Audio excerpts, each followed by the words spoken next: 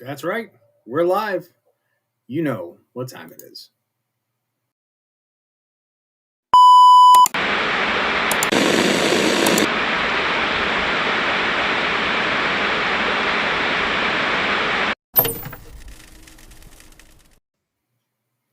It's Monday night. It's 8 o'clock. You know what time it is. It's time to start the week off right, because that's why we do it live. Right here on Nerd Initiatives TV Talk. Somebody play the intro. I heard you on the wireless back in 52. Lying awake, intent and tuning in on you. If I was young, it didn't stop me coming through. They took the credit for your second symphony, rewritten by machine and new technology. And now I understand the problems you can see. I met your children. What did you tell them? Radio killed the radio star. Oh, radio killed the radio star. Oh, pictures came and broke your heart. And what is going on, everybody? My name is Off the Cuff Tom, Nerd Initiatives pop culture connoisseur, and we are back talking about Umbrella Academy Season 4, the second half, and finale. It's always a pleasure having you here, right here, coming at you live and direct, straight from the Sanctum of Awesome. Let's talk about it, Umbrella Academy. Now, you're going to take a look. I've got stuff going on here, as always. And again, it is a pleasure having you here. We're going to do a quick recap, because I've got pictures, and I like pictures, because then I get to talk about pictures, because pictures are worth 1,000 words. So here we go. We're even going to recap what I talked about last week. Lost powers, got powers back, thanks to Jerk Ben, Sparrow Ben. Technically. All good. This dude shows up, all about, hey, I think we got some problems here. Can you find my daughter? That'd be great. Greatly appreciate it. Cool. Thanks. Go on the mission. They go on the mission, and next thing you know, everybody's got powers except Klaus. Why? Because he didn't do the shot earlier because he was living a healthy life. Okay, fine, cool. All about that. He gets shot. They said, screw it. Marigold. Blah, blah, blah, blah. He's alive again. But he's alive again in his own way. Next, Ben meets Jen. Jen gets kidnapped by the Keepers. We've got Gene and Jean. I don't get it. They are the creepiest couple I've probably ever met. Seen, I should say, not met. They kidnap Jen. They all go, we're getting out of here. They kill a whole town full of people because Hargreaves apparently was keeping Jen captive for the majority of her life because she came out of a giant squid. Go figure. So, hey, let's go talk to Dad. We need to get our memories back. Dad hooks him up to a machine. Pretty blue lighting. No, you're not going to do that. What do you mean we missed it? Pretty blue lighting. Meet also his wife. And scene.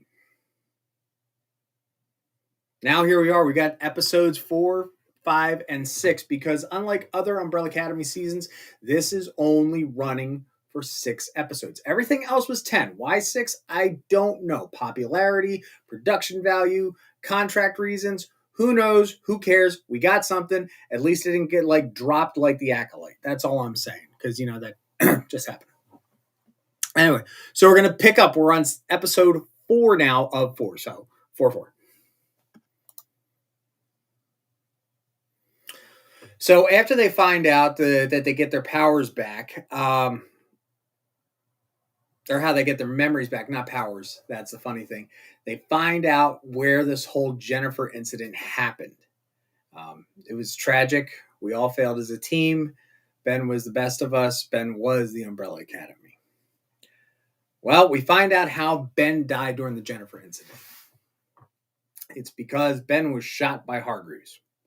So Victor goes straight on bully mode and starts pounding Hargreaves into the ground. And apparently it wasn't all completely his fault. It was actually his wife. His wife invented, while they were inventing Marigold, invented a Durango, a other variant, and you put the two things together, you get mass destruction. So I'm guessing it's like the idea of matter and antimatter. They can't exist in the same place at the same time. Okay, cool. So if we're going on from that, we all get our memories back. We have a great flashback. It was awesome. Cool. Go team. Ben, boom. Victor says, okay, well, you're not killing this Ben. He's still my brother, even though it's Jerk Sparrow Ben. I don't think there was really much else to really talk about. So, episode 4, next.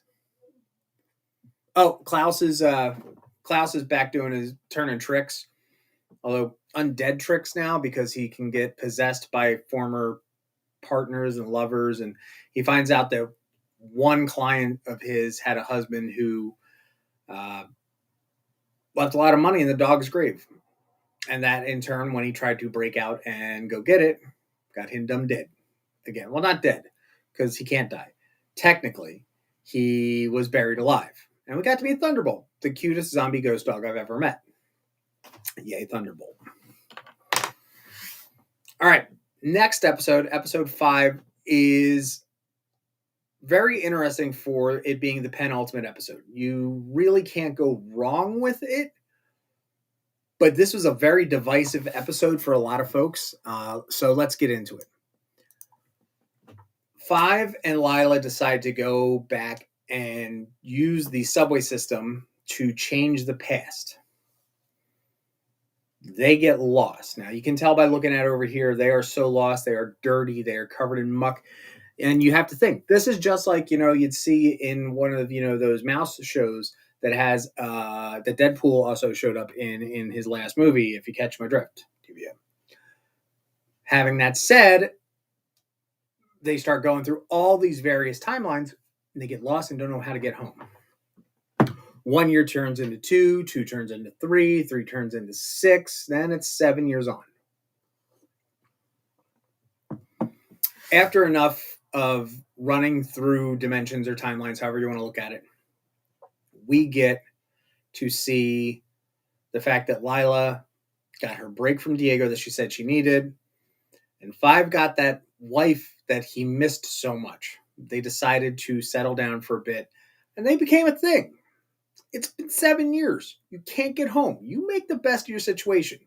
Now, I know I've seen a lot of things online in regards to that. Not being, good storytelling or being cheap. I don't think it's cheap. It's being real. I mean, what are your thoughts on that? Do you think that 5 and Lila should have done whatever they done?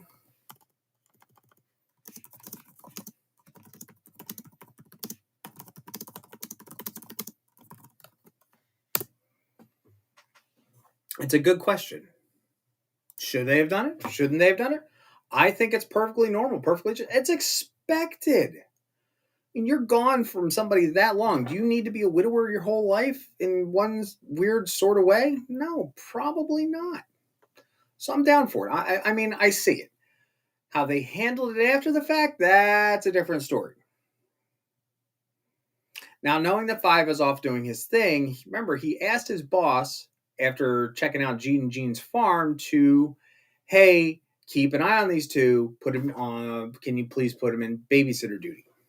So they get these very special lanyards, making them kind of members of the CIA, and they decide to do the thing. What thing is that? Well, Diego comes walking in, and he's like, well, I need this. I need a helicopter stat. And everybody starts laughing. By the way, this is section R, which is like 2 to 3 sub basements below the CIA, the Central Intuitive Agency. I know you're out there. You're listening. So as Diego tries to figure out what is going on, Luther, on the other hand, realizes that this is a complete babysitter thing. I'd like to say that, section R here was deemed section reject. So that's where everybody got sent because there were some very peculiar folks. Diego starts trying to talk to one guy and says, "Oh yeah, that was years and years ago when my kids actually liked me. They're all grown up. And what I would give to have just another day with my kids, just being kids." And I think it was his moment for Diego to realize, wow, I really do have something good. So let's roll with it. So I'm for that. Meanwhile, Luther had to pee, and that's just code for I'm going to sneak around because I have one of the largest, chest sizes in all of the world, and no one's going to notice me. As I say this with my best Luther accent, because simply for the fact I'm not British, trying to sound American. He did a good job. So as Luther's going around, he goes into Five's boss's office, and being the half gorilla spaceman boy that he is, rips the whole file cabinet off. And I'm like, oh no, he did his thing. Finds out the Five's boss is also a keeper. And that's why Fives couldn't keep following down that story. Like, okay, this started to make sense. Well, because of such, Luther goes running back to Diego. Diego says, dude, we gotta go. We gotta go now. And what happens? A bunch of spooks show up and they get in a fight. And let me tell you, it was one heck of a fight. Now, where did Luther and Diego get these suits from? Well, they might have been from the club that Luther worked at. So what happens during the fight? Tearaway suits. Now, obviously, for reasons, I'm not going to show the bottom half of Luther, but we got the top half of Diego, bottom half of Luther. I'm good with it.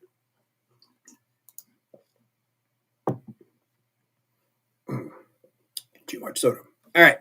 So they fight the spooks. They find out where Ben and Jen are. I don't know. What should we call them? Jennifer? Because you can't call them, the other for reasons. But they are laid up in the middle of a dressing room in a shopping center, Main Street place, old department store. And things have happened because at the same time, Ben and Jen are so drawn to each other. And after zapping when the car got hit, their Marigold and Durango powers are drawing them together. Now, let's just say they did the thing, tentacles and all.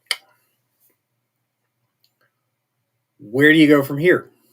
Well, now they're starting to something creepy based on all that red stuff that we saw before.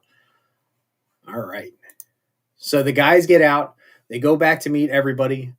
Well, Jean, mind you, this is Jean, not Jean, and Jean, because this is Mrs. Hargreaves, who's used her squid alien powers to look like Jean. So now she's Jean. Highly recommend you go back and watch this part of the show with subtitles on, because they do actually put Jean with an asterisk. It's kind of funny. First time I caught it, because, you got to love the asterisks.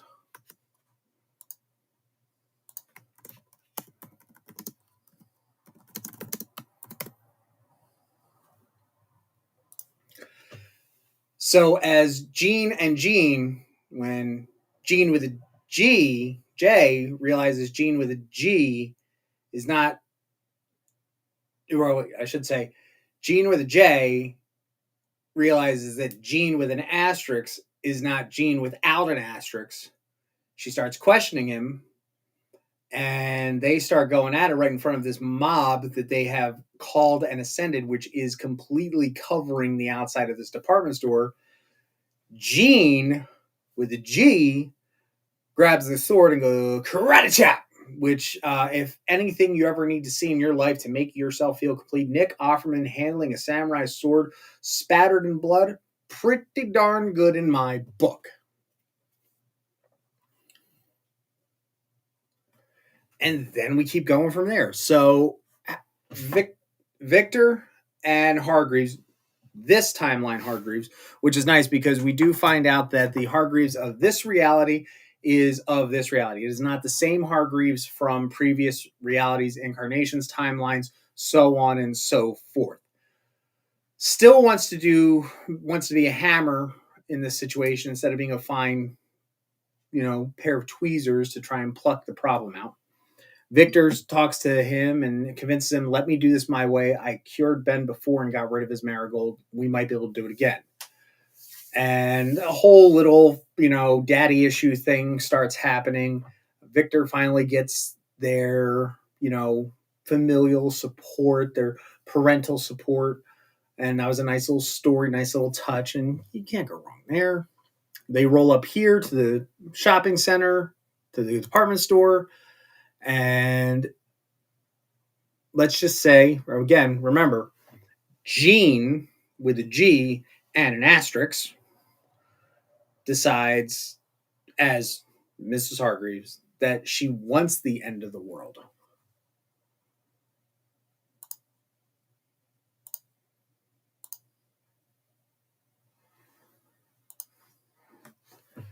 So this was a whole thing going on.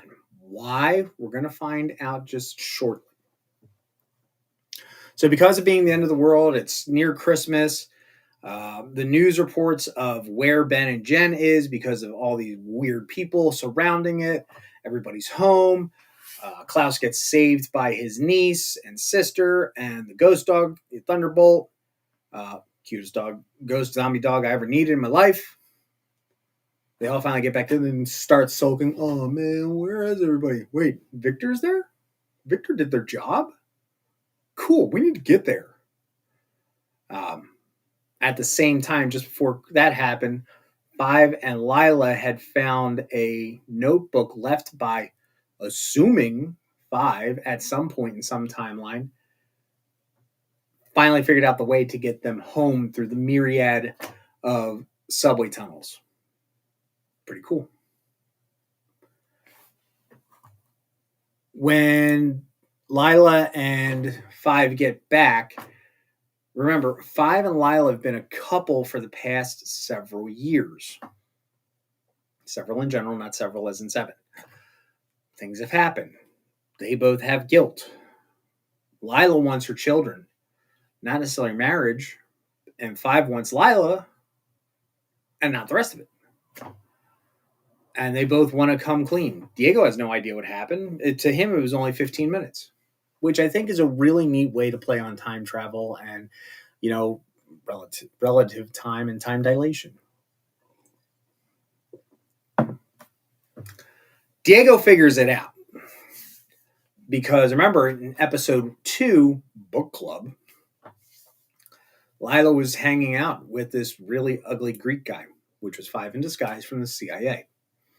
So we already had a suspicion there somewhere. This just solidified it. And she tries to explain to Diego.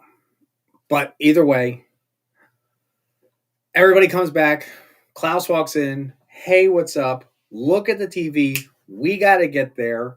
And now we are nearing the finale.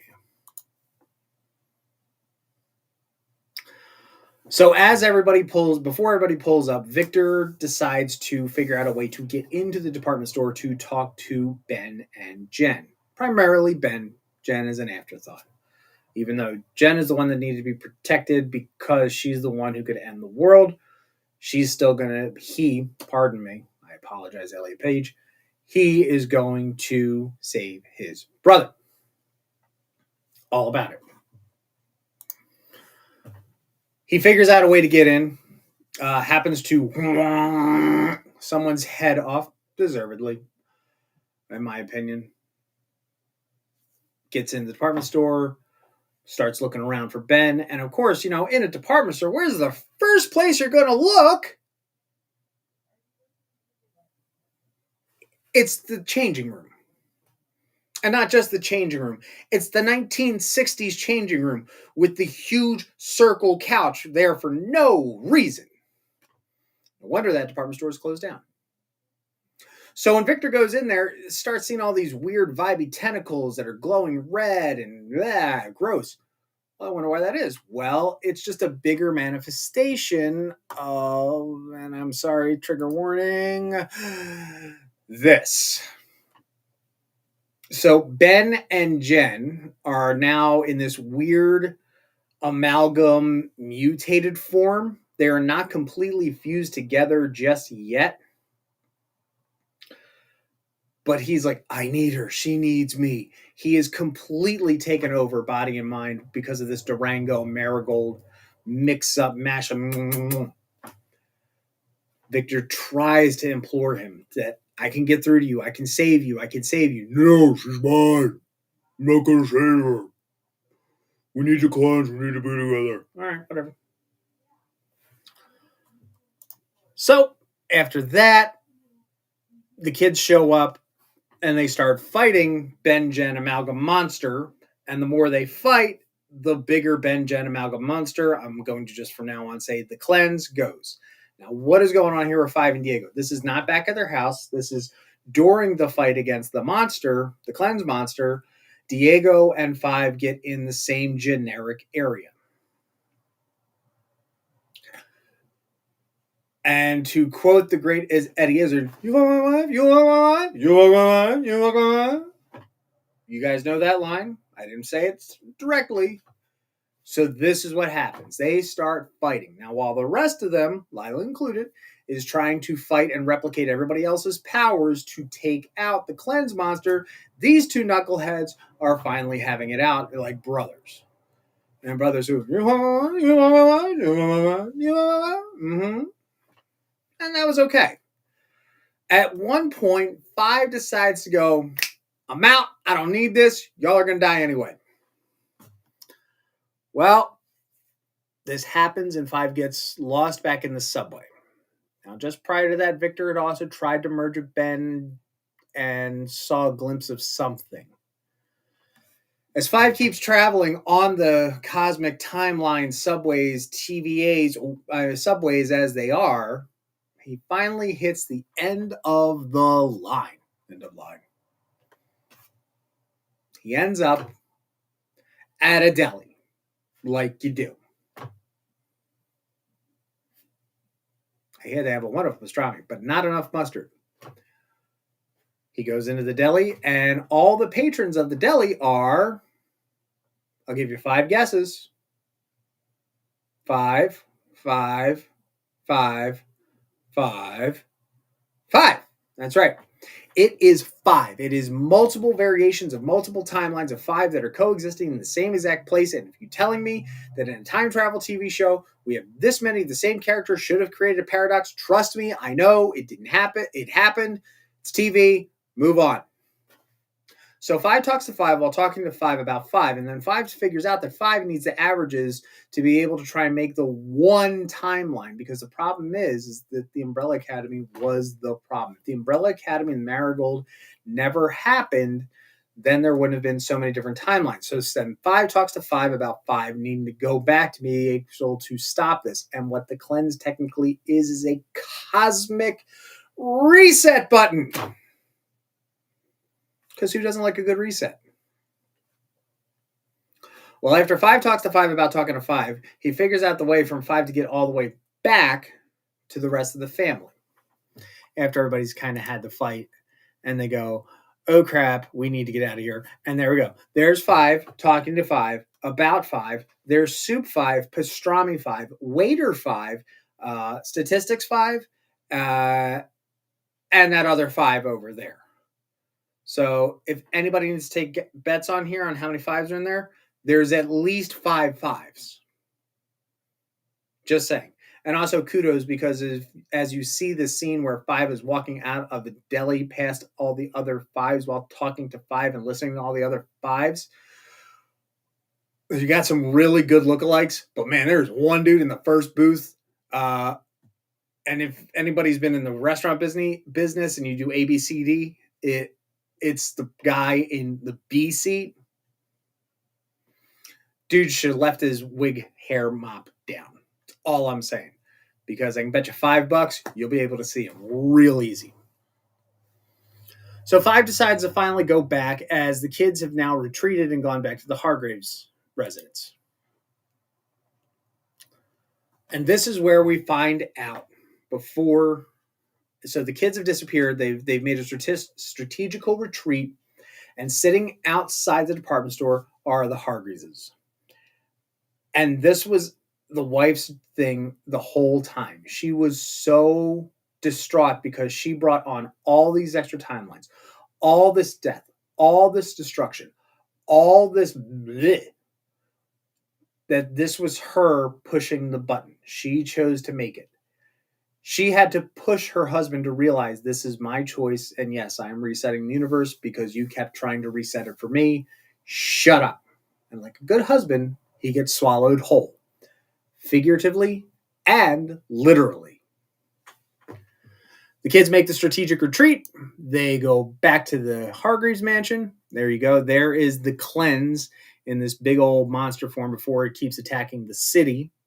And yeah, it's just going to go, yeah. Because that makes you just want to say, yum. Right? The kids make the strategical retreat. They go back to the Hargreaves place that Luther kept trying to renovate. And at this point, 5 finally shows up because if you notice, everybody's there. All right. You got all 7 of them now because we don't count Ben because Ben and Jen have made the big, huge amalgam monster that every time it gets hurt or eats something, it gets bigger and bigger and bigger and is destroying the city. Mind you, the whole time during the series, we don't realize what the city is. It is just the city. And if you're not in the city, you're in the suburbs. And if you're not in the suburbs, you're in the country. Putting it out there.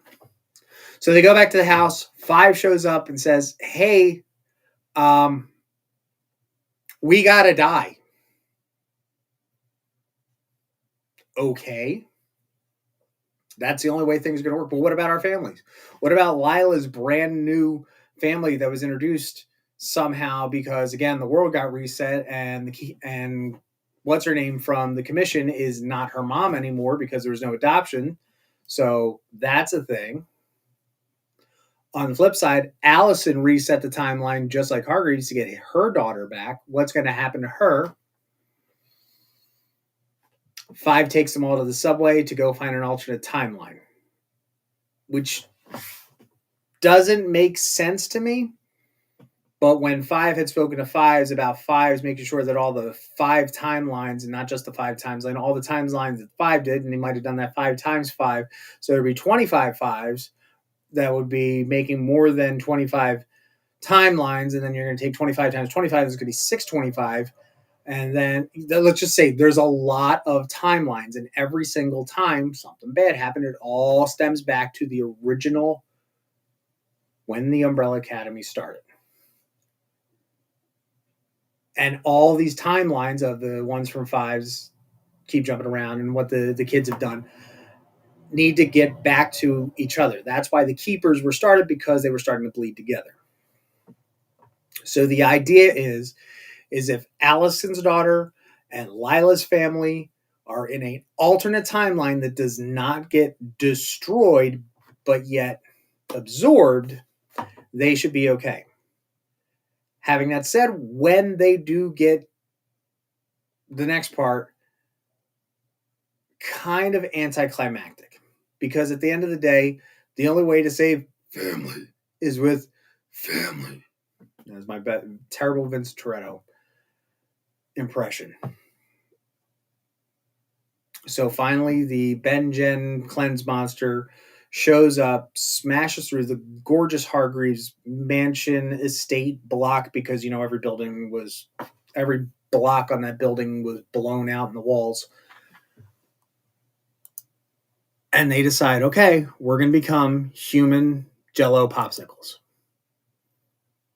Like that. The cleanse starts melting into the building, and it's this ooey gooey bleh. And it starts covering their bodies. Luther tries to make light of the situation and say, hey, what do we want to talk about that, best thing that we remember to each other? And I was like, no, shut up. Klaus, probably being the breakout character next to 5s. I don't know. It depends every other episode who's my favorite, whether it's 4 or 5. 4 being being Klaus. Right? Do I got my numbers right? 4 is the seance, right? I don't know. You guys from Dark Horse or somebody who's been reading Gerard Way's comic book, make sure, let me know in the comments below, as long as I got my Umbrella Academy kids in the right order. Because Ben was, 1 was Luther, 2 was, 4 was the seance. So anyway, It goes back and forth between 4 and 5. And you would think that it might be a little heartening. It might be a little no, it might be a little, oh. And then Klaus says, you guys might be family. You're a bunch of assholes. And that's how they end. They get sucked up into these human jello pudding pop things, and the world has ended. We go to the next scene. The next scene is what Victor saw when he had combined or tried to absorb the marigold out of Ben. It is this beautiful park scene. Now, in that scene, you're going to see a bunch of cameos. Unfortunately, I did not have enough time to do every single picture for the cameos. So as I was going down, you saw Lila's adoptive mom. You saw the Swedes. You saw every single character you could think of come back. The donut shop lady, the one of the two agents from the commission in season 1. You saw a whole plethora of things. You even saw Garrett. I am now blanking on the.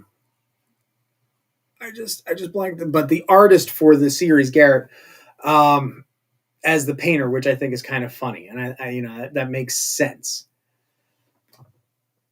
And on August 8th, 2024, at noon, nothing happened. And it was a normal day. As said by Sir Reginald Hargreaves. And that was it. That was it. After that, we get we get all the title cards and of all the characters of the main cast, and then it goes back to the park, and you see 7 marigolds. And out of these 7 marigolds, another one pops up in the back, and it's the 8th marigold. So that means it's all the Hargraves kids plus Lila. Not necessarily are back, but it's their sacrifice. They did save the world. But the fact that 8th one grew, I was like, that is probably the smartest thing that was written on all 6 frickin' episodes. So, what are my final thoughts on Umbrella Academy Season 4? Ladies and gentlemen, Off the Cuff Tom's views do not resemble or are okay with Nerd Initiative. You guys get the idea. Disclaimer. These do not reflect anything of Nerd Initiative or any other brand. Final thoughts? Let's just say Umbrella Ben was glad he didn't see what happened because he was already dead. 6 episodes they got out of this.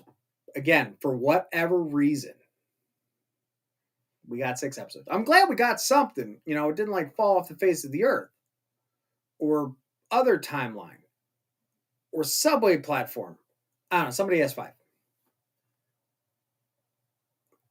But was it needed this way? I think, my friends over at the ODPH podcast said that this very much felt like Game of Thrones, as in, oh crap, we need to write a finale, but we don't have source material. Decent source material. And they just threw together whatever they had and went, scene. And I really think that's what happened. Do I like the fact that Victor got over their daddy issues? Yeah. Do I love how Klaus got a really good redemption arc? Absolutely. 5, next. Lila, okay. I do like the heart that she brought to the character. Diego, I'm glad he got his, hey, I'm finally a superhero moment. What's funny is that he kept bitching about his fat belly, but when we had him in the tearaway costume, Dan Castellaneta is ripped. So I don't know what he's complaining about. Did what ab get saggy? Allison, I'm glad that she's got her powers stepped up, but that was about it. It's like, hi, I'm a mom with powers. Okay. That's all you did. I'm not saying I'm taking anything away from Gerard Way's comic book released by Dark Horse. Not in the least. I think that whatever was going on behind the scenes at Netflix to this show really affected this in a poor light. And I'm sad because we've been following this series for what, 5 years now? 4 years, 5 seasons, 4 years. And this was the finale we got. A phenomenal cast all around. Everyone can use this for a springboard in their own right if they weren't very known to begin with prior to. Could it have gotten better? Yeah. Could it have gotten worse? Oh, yeah. But where does that leave us? It leaves us with a show that overtook the next week. It was number one on Friday that it came out August 8th, and it wasn't by the next one. And that's a shame. Everybody binged it, and everybody dropped it. But what are your thoughts on Umbrella Academy? Let us know in the comments below. If you haven't watched it yet and you've just heard me rant on about it for the past 36 minutes, then guess what? Maybe you need to go back and spend 3 hours doing the thing I did in 1/10 time. Or, 1/6 of the time. And then come back. What are your thoughts? Did they do the show justice? I'm glad to see that also in the finale you saw Lila's family with Allison's daughter, so everything combined back together into one sacred timeline. Ooh, wrong show. But that's about it. Was it a happy ending? I guess. Was it a good ending? I guess not. But there are things to be said about it. Now, having other things to say, because we are here on Nerd Initiative, there are some things we got to talk about. First and foremost, I am not going to be here next week for TV Talk. Why? Because it is Morphin time. I'm going to be at Power Morphicon coming up later this week, and I will be putting out all this great content following all your Fantastic Rangers. So next Monday is going to be our third Power Chamber chat. It might be our third Power Chamber chat, but it is the first Power Ranger here on Nerd Initiative. I've had the pleasure of having the conversation with Catherine Sutherland, the second Mighty Morphin Pink Ranger, who then went on to be the Pink Ninjetti Ranger, then went on to be the Pink Turbo Ranger, Pink Zeo Ranger, all kinds of Rangers. Second longest running female Power Ranger ever on the show. She and I had a chat. It's going to be up here next week because I will still be out in California, out in Pasadena, chatting and hanging out with my Ranger buddies. So make sure to come back next week to see a pre-recorded episode, but it's still a very special one. Aside from that, tomorrow night I will be floating through the morphing grid, going out to beautiful sunny California. So one thing you want to make sure that you do is you want to make sure that you come back tomorrow night, even though I'm not here, and I know I'm probably your second favorite reason to be on Tuesday night's Turnip page. That one right there. Hello. That QR code. Come and check out Turnip page. And then on Wednesday, after Turnip page, because Turnip page is the warm-up. It's the pre-show to all the brand new comic books that come out every single week right here on Nerd Initiative with the reviews like aplenty. Right there, new comic book reviews. And when you do watch us on Turnip page, we'll have the local comic book shop logo right up here so you can scan that QR code. Because here at Nerd Initiative, we love our QR codes. So much so that after Wednesday comes Thursday, and on Thursday comes Wrestling Night Live, hosted by Ken M. and Rich. But after that, we've got all sorts of content. We've got to Play for Keeps. Check out. I just did a beautiful review of one of my Power Ranger figures. I think I'm actually blocking it right now. That one right there. There it is. So you can check that out here on Nerd Initiative's YouTube. Now, what about Nerd Initiative YouTube? Well, the big thing that you want to make sure that when you're on here on the Nerd Initiative, before you head out, you want to make sure that you subscribe, you ding the thing to make it ring, and then after that, hit that thumbs up because we want to make sure that our boss Michael knows that we're doing a good job. I think that's about all I've got for you. Well, I might have a little bit more because I'm going to conventions. One thing I definitely want to do is make sure that I wear my nerd pride on my sleeve. Make sure you go here to the merch store, get something. That's right. This is what keeps the lights on, all the colors and everything, too. We pay for the colors one by one. Seriously. Go get a hat, get a cup. I know my boy Matty is definitely rocking the nicest new swag in the neighborhood. He's even a hot looking, pickup line dad now. As always, ladies and gentlemen, it is my pleasure hanging out with you talking TV. I will be back in 2 weeks, live and direct, straight from the Sanctum of Awesome. But again, come back next week for that very special interview with Catherine Sutherland. Follow along on Nerd Initiative on all the socials. And in the meantime, while I am out at PMC, make sure that you are going to follow right here.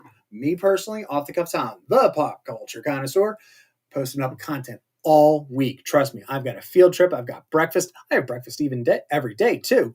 All the interviews from Power Morphicon. We're going to be doing as much as we can to crank them out as fast as possible, humanly possible, even though there have been a few alien rangers. Hi, Alan. And come on back here. My name's Off the Cuff Tom. Be excellent to each other. It is always a pleasure hanging out with you. And somebody play the outro. Where'd it go? I forget. What button do I click? It's not there anymore. Did I click it? Oh no. There it is. Bye.